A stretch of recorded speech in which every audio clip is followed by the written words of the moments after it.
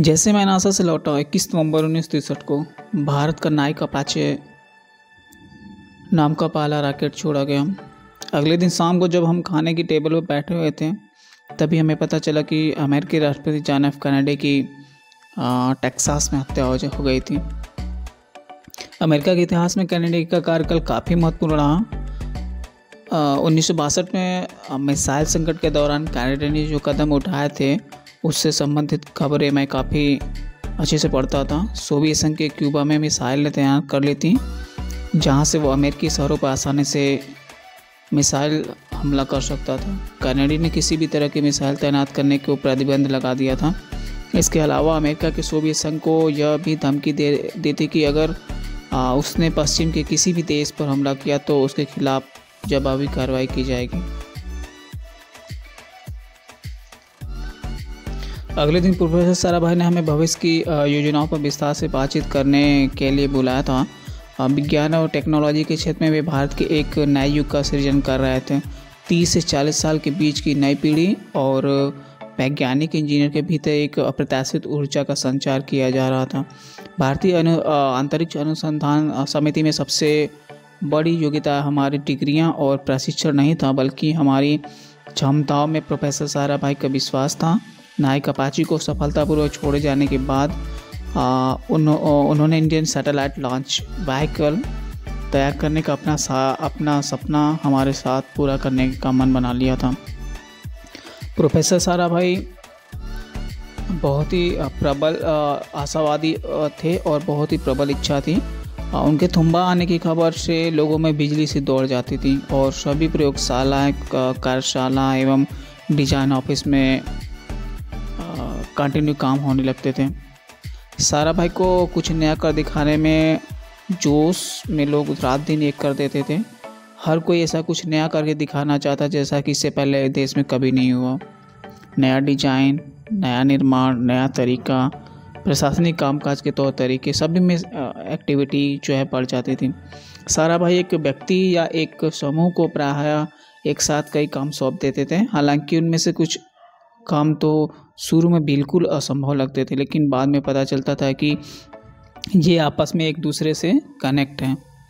Professor Sarabhai हमसे उपग्रह प्रक्षेपण यान के बारे में बातचीत करते रहते थे। तभी उन्होंने मुझे सैनिक के लिए रॉकेट की मदद से उड़ान भरने की प्रणाली का अध्ययन करने के लिए कहा था। मस्तिष्क में इसकी कल्पना कर लेने के सिवाय इन दोनों में कोई सीधा संबंध नहीं था। मुझे आभास था कि जल्द ही या बाद में एक चुनौती भर काम का अवसर मेरी प्रयोगशाला में आने वाला है। प्रोफेसर साराभाई हमेशा अद्भुत एवं विलक्षण तरीकों का परीक्षण करने के इच्छुक रहते थे और उन्हें नौजवान युवकों को सिखाते रहते थे। उनकी बुद्धिमत्ता एवं निर्णय लेने की क्षमता इतनी प्रबल थी कि वे न सिर्फ यह महसूस कर लेते थे कि क्या अच्छा हुआ है बल्कि यह भी इस काम को कब रोका जाना है।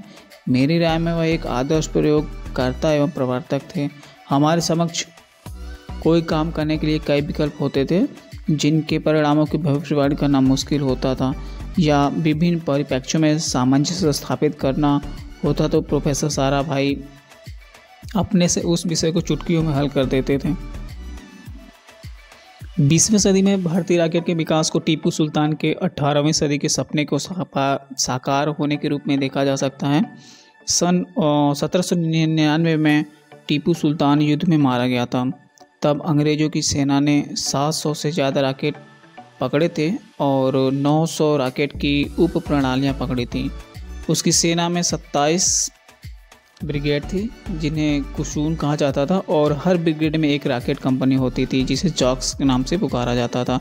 इन रॉकेटों को बाद में विलियम्स काकरे इंग्लैंड ले गया और इस तरह से ये ब्रिटेन के हो गए। उस समय कोई गैट, आईपीसी एक्ट या पेटेंट कानून तो नहीं था।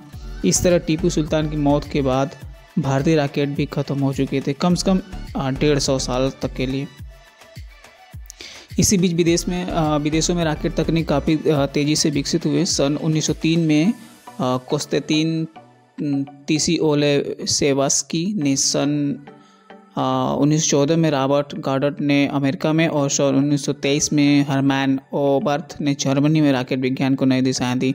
नाजी जर्मनी में बर्नर फॉन ब्राउन समूह के कुछ कम दूरी मारक V2 मिसाइलें बनाई और मित्र देशों की सेनाओं पर इन्हें इस्तेमाल किया गया।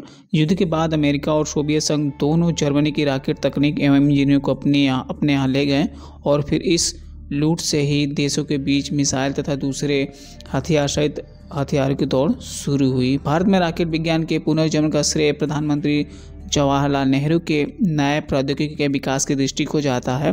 उनके इस सपने को साकार बनाने की चुनौती को प्रोफेसर साराभाई ने लिया था। हालांकि कुछ संकीर्ण दृष्टि के लोगों ने उस समय यह सवाल उठाया था कि हाल में आज़ाद हुए जिस भारत में लोगों को खिलाने के लिए नहीं है, उस देश में अंतरिक्ष कार्यक्रमों की क्या प्रासंगिकता है।